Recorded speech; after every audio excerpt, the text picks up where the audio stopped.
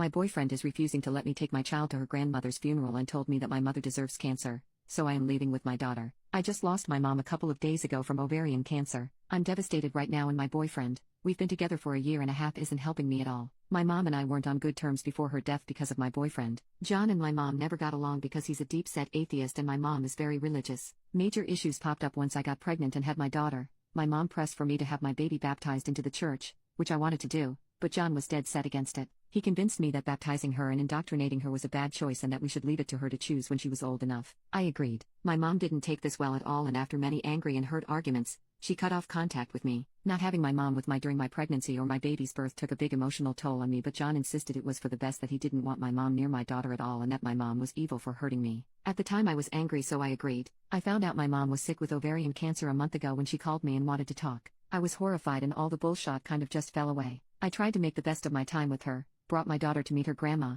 and tried to build good memories with her. I'm happy to say we reconciled and my mom and I made our peace with each other before she died. I don't want to trash my boyfriend, but John has been a pain in the effing ass since I found out my mom was sick. He said she deserved it but quickly backed down when he saw how angry that made me. He refused to go with me to visit or help care for my mom. He didn't even really want to listen to me talk about how happy I was to reconnect with my mom. All he did was remind me that my mom hurt me and I should have no contact with her and she didn't deserve for me to speak to her. I told him that my mom isn't perfect, but my mom also raised me by herself, and that she was my rock for many years and he should respect that. He said nothing outside telling me there was no value in talking to her. Now we're planning the funeral. I asked John to go with me, and he refused instantly. He said he hated my mom, that she was a cunt to our family, and that he wasn't going to church ever and it was rude and insensitive of me to ask. When I said I was taking my daughter, he had never to actually tell me that I was not under any circumstances taking her. I have been through an emotional roller coaster this past week. I lost my mom after we finally made up. My boyfriend has been stupidly unsupportive, and now he's refusing to let me take my child to her grandmother's funeral and refusing to come to at least support me. My daughter is the one thing that brings me comfort and I want her with me. Is that so unreasonable?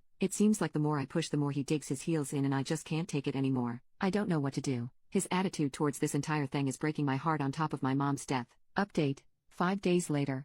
I tried being reasonable to John about how he wanted to handle things. I even told him that one poster here suggested that he didn't have to go to the service, but could wait in the lobby with my daughter while the service was ongoing. Then she could spend time with my family after the service, but he again shot it down. He would be able to hear the service and that was a violation of his beliefs, and asking to compromise on those beliefs was unconscionable and unfair to our daughter. I told him I had had it. This is the icing on a very large cake. I told John that as of this week, I wanted our bank accounts separated. He made us join accounts to make sure we split everything equally to be fair despite me making more, and that I'd be staying with my brother after the funeral while we figured out what to do, whether that was a total breakup or counseling. It was up to him. He said counseling was for the weak-minded and that we were staying together despite my empty threats and there was no way in F he was letting me take his money. He became very loud and in my face during this conversation, so I just let him throw his tantrum until he took my silence as agreement. I took my daughter with me to the viewing with no problems. John and I barely spoke that day, which was fine by me, but it hit the fan the next day. When I got up in the morning to get myself ready and get my daughter ready, I discovered that he had the mother effing gall to park his car directly behind mine,